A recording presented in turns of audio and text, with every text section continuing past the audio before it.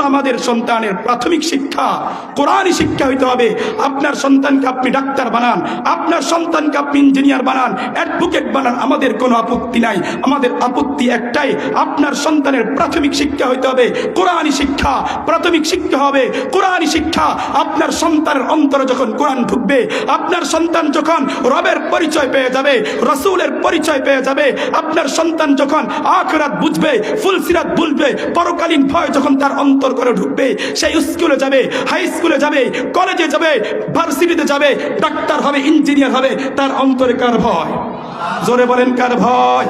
রব্বুল আলামিনের ভয়। রব্বুল আলামিনের ভয় যখন তার অন্তর করে ঢুকবে, মুহতারাম হাজরিন, রাষ্ট্রীয় কারিকুলামে মুহতারাম হাজরিন বন্ধুদের প্ররোচনায়, খারাপ বন্ধুর সঙ্গে থাকার কারণে সে নাস্তিক হবে না, মুরতাদ হবে না। কেন? তার ভিতরে রবের ভয় আছে। কার ভয় বলেন?